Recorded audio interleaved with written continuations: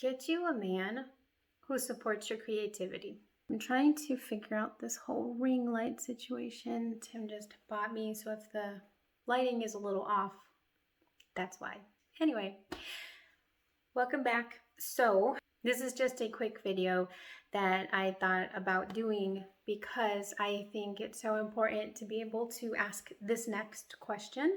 It goes hand in hand with the video of childhood depression and things of that nature. I have definitely written a lot of articles that have been published in like small publications about dealing with childhood depression, childhood anxiety, or even just adult depression and anxiety.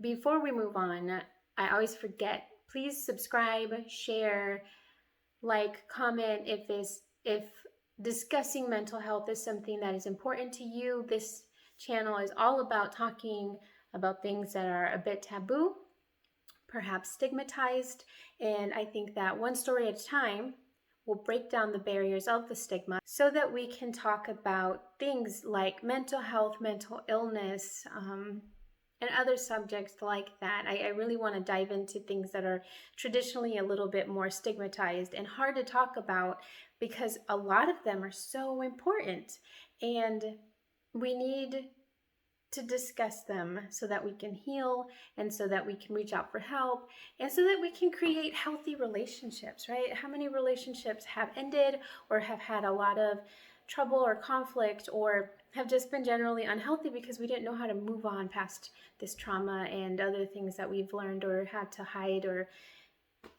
things like that. So welcome to my channel. It's called Untitled by Gloria. One day I will actually find a title for it that fits it a little bit better. If you have suggestions, I would love to hear it because I suck at titles. There we are. Either way, today's question, are you suicidal? Do you want to die?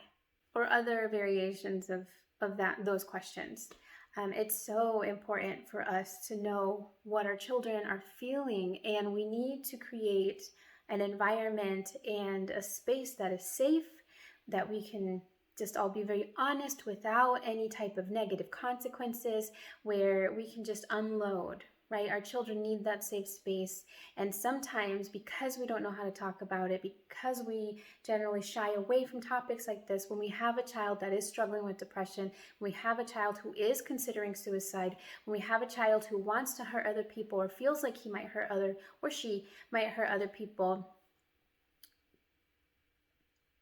it's important for us to be able to say these words, to ask these questions, and to start this dialogue, because most likely the struggling child is not going to know how to initiate the conversation. And there's a lot of myths around it, or at least fear that surrounds these questions. We think that if we name it, if we say, hey, do you feel suicidal? Hey, do you feel like you want to die? You want to hurt others? Or things like that, that they'll lie. And maybe they will. Maybe they'll say, no, absolutely not. And they're lying to you. Maybe. But most of the time, people are honest and they're hurting and they need help. And they will eventually, especially if you create that safe space, they will talk to you. And if you don't ask, then you'll never know anyway. So if you ask, at the very least, you're showing them that you are a safe place and that you want to have these conversations and that you care about their mental and physical well-being. None of that is bad. You will not give them the idea. There's not one depressed kid who's walking around not knowing what to do, and then their parent is going to ask, do you feel like dying? And that child is going to say, you know what? You just gave me a great idea. That's not how it works. Most of the time, when children are hurt and depressed and really honestly thinking about suicide, a lot of times they feel trapped, they feel lonely, they feel like they can't turn to anybody. And so this video is very much just about how do we ask those questions. And my son Christian decided and said that he would help me with this video too, so you could see what that looks like in action.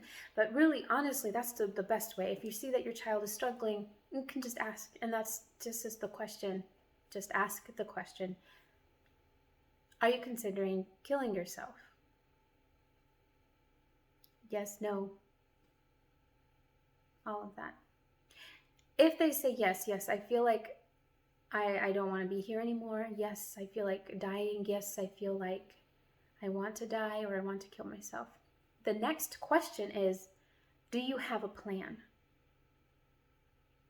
If they do have a plan and it seems like they are about to do it, they want to do it, it's just a matter of time, that warrants a visit to the emergency room.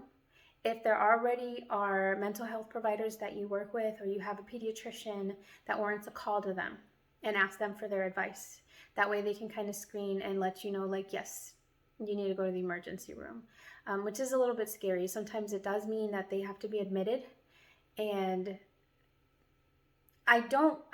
full disclosure, I don't love the mental health resources that we have in this country. I wish there were more. I wish there were more providers. I wish there was more equity across races and ethnicities and social classes and stuff like that. And I know that there's not. I know that those are issues. And those are things that I definitely want to talk on later. But for right now, for the brevity of this video and just to get this content kind of out there and initiate this conversation, the emergency room is a valid place to go. There are some emergency rooms that do a lot better than others. And you can look them up. You can, before this is ever an issue, you can look through the mental health resources in your area. You might surprise yourself. There might be a great community out there. So doing research before you ever even meet anybody is a great idea as the parent, to do kind of that proactive looking and searching and all of that. If your child says, no, I don't have a plan, I just feel like I don't want to be here anymore, generally speaking, that doesn't warrant a trip to the emergency room, but it still is worth a call to a mental health professional if you're seeing one, like a psychologist, psychiatrist, therapist, counselor, whoever you're seeing, or the pediatrician, to see what they think. And a lot of times, like in my experience, I have made like an urgent visit, like, hey, I need to be seen. He needs to be seen. And I say he because my son is who I'm referring to, but whom, your child needs to be seen quickly, because I'm a little bit worried about their mental space, their mental health right now. And I have had those urgent, quick visits generally within a few days. Why are you so tall? I hate how tall you are now. You're the worst. Okay, so this is Christian. We do have these discussions every now and again because he does struggle with depression, and with those struggles comes just these really dark places that he goes into. He does a lot of writing, a lot of drawing, and we do talk, right? Yes. That was not a forced answer. That looked like a forced answer. Like I was going to beat you if you didn't. Okay, all right, so I just wanted to model what it looked like. So if Christian is having a really hard time, sometimes what I'll do is I will talk to him a little bit about what's going on, or just like, do you want to talk? Do you feel like you need some mom time to kind of talk in private? No, for the sake of the video. We're play acting what we normally do. So when I'm like, hey, do you need to talk about something, and do you want mom time? Sometimes you say yes, and sometimes you say no. Okay, and then sometimes you're in a really, really dark place, and I do ask you, and the way that it looks like is, are you having a hard time right now? Yeah. I just want to be blunt and frank right now. Do you feel like dying? No. Okay, so sometimes you do say yes. All right, and in those days I say, okay, do you have a plan? No. No. And I've never had it to where he did have a plan. He's always just, when you do feel like you want to die, what does it feel like to you? Like, what do you mean by that when you say that? Most of the time it's not actually like I want to die. I want to kill myself and I want to go away forever. Not exactly like that. Yes, it's the one I want to just disappear, mm-hmm. not be here. Mm-hmm. Something to replace myself for some reason. But it's never really, not never, but most of the time it's not I want to kill myself. It's mostly just I want to go away. Does it offend you when I ask you, do you want to die? No. Or do you feel like you would have a plan for suicide or anything? No. Does it scare you when I ask you that? No. What does it make you feel? I feel like it's just a question. Okay, good. No, and I think that's the point, is it's just a question. It's a questionnaire of how are you feeling right now? And we do questionnaires all the time about school, about friends, about what do you have for homework? And it shouldn't be like a very stigmatized question. I know it's a scary question, and the idea of our children wanting to die or having a plan, because there are kids out there who do have a plan. I know that if enough people watch this video, somebody watching this video has a child who is really legitimately thinking of a plan on how do I die? How can I kill myself? And it might not be so much that they want to die, more so that they are hurting and they are trying to figure out a way to stop that pain. And it's a strange type of pain because it's not a physical pain.